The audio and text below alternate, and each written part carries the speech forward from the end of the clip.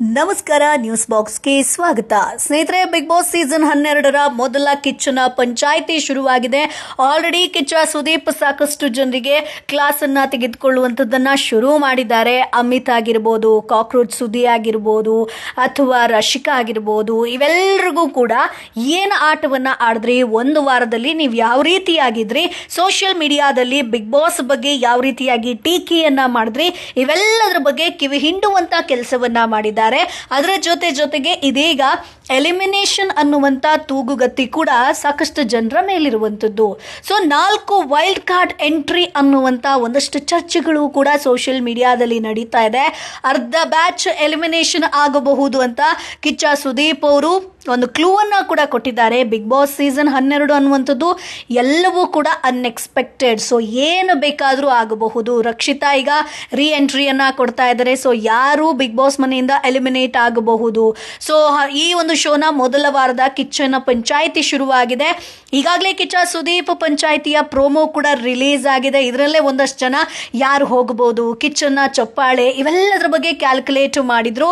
12 ಜನರು ಒಂಟಿಗೆ ಲಾಯಕ್ಕಿಲ್ಲ ಅಂತ ಆಯ್ಕೆ ಮಾಡಿದ್ದಾರೆ. ಈ ವಾರ ನೋಡಿದಾಗ ಅವರ ಜಡ್ಜ್ಮೆಂಟ್ ಎಷ್ಟು ಕರೆಕ್ಟ್ ಅಂತ ಕರ್ನಾಟಕದ ಜನತೆಗೆ ಕಿಚ್ಚನ ಚಪ್ಪಾಳೆಯನ್ನ ಕಿಚ್ಚ ಕೊಟ್ಟಿರುವಂಥದ್ದು. ಅಂದ್ರೆ ಈ ರಿಮೋಟ್ ಅಲ್ಲಿ ಏನು ಒಂಟಿ ಜಂಟಿ ವೋಟಿಂಗ್ ಇತ್ತೋ, ಅಲ್ಲಿ ಸ್ಟುಡಿಯೋ ಕರೆಸಿ ಯಾರನ್ನೆಲ್ಲ ಕರೆಸಿದ್ರು ಅವರಿಗೆ ಕಿಚ್ಚನ ಒಂದು ಚಪ್ಪಾಳೆ ಸಿಕ್ಕಿರುವಂಥದ್ದು. ಅಂದ್ರೆ ಜಂಟಿ ಒಂಟಿ ಅನ್ನುವಂತ ಕ್ಯಾಲ್ಕುಲೇಷನ್ ಅನ್ನ ಕರೆಕ್ಟ್ ಆಗಿ ಮಾಡಿದ್ದಾರೆ.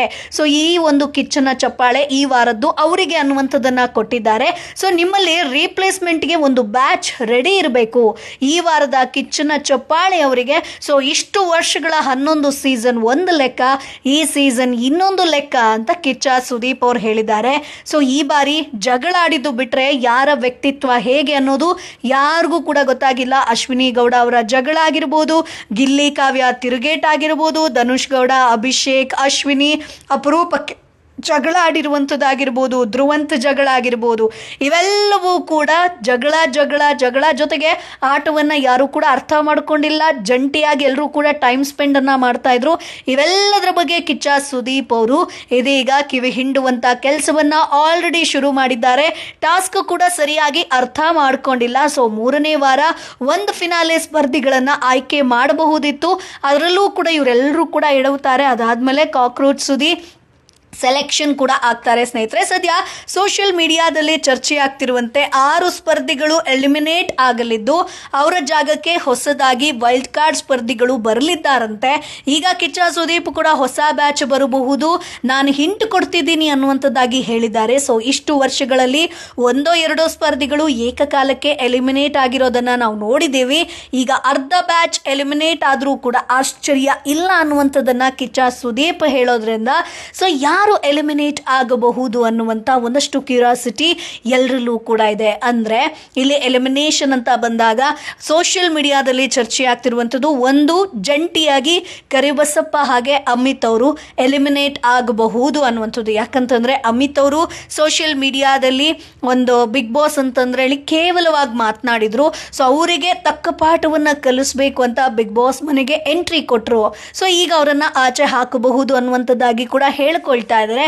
ಅದು ಬಿಟ್ರೆ ಅಭಿಷೇಕ್ ಆಗಿರ್ಬೋದು ಅಥವಾ ಅಶ್ವಿನಿ ಅವರು ಬಿಗ್ ಬಾಸ್ ಮನೆಯಿಂದ ಎಲಿಮಿನೇಟ್ ಆಗಬಹುದು ಅಂತ ಕೂಡ ಹೇಳಲಾಗ್ತಾ ಇದೆ. ಸೊ ಜಂಟಿ ಅಂತ ಬಂದಾಗ ಅಥವಾ ಒಂಟಿ ಅಂತ ಬಂದಾಗ ಧನುಷ್ ಗೌಡ, ಶಿವಂ, ಮಲ್ಲಮ್ಮ ಎಲಿಮಿನೇಟ್ ಆಗಿರ್ಲಿಕ್ಕಿಲ್ಲ. ಆದ್ರೆ ಈ 4 ಸ್ಪರ್ಧಿಗಳು ಎಲಿಮಿನೇಟ್ ಆಗಬಹುದು ಅನ್ನುವಂತ ಚರ್ಚೆಗಳು ಕೂಡ ಸೋಷಿಯಲ್ ಮೀಡಿಯಾದಲ್ಲಿ ನಡೀತಾ ಇದೆ. ಯಾಕಂತಂದ್ರೆ ರಕ್ಷಿತಾ ರೀ ಎಂಟ್ರಿ ಆಗ್ತಾ ಇದ್ದಾರೆ. ಸೊ ಈ ಮೂಲಕ ಯಾರು ಇವತ್ತು ಎಲಿಮಿನೇಟ್ ಆಗಬಹುದು, ನಿಮ್ಮ ಅಭಿಪ್ರಾಯ ಏನು, ಅದನ್ನ ಕಮೆಂಟ್ ಬಾಕ್ಸ್ ಮೂಲಕ ತಿಳಿಸಿ. ನಮ್ಮ ಚಾನಲ್ ಅನ್ನ ತಪ್ಪದೇ ಸಬ್ಸ್ಕ್ರೈಬ್ ಮಾಡಿ.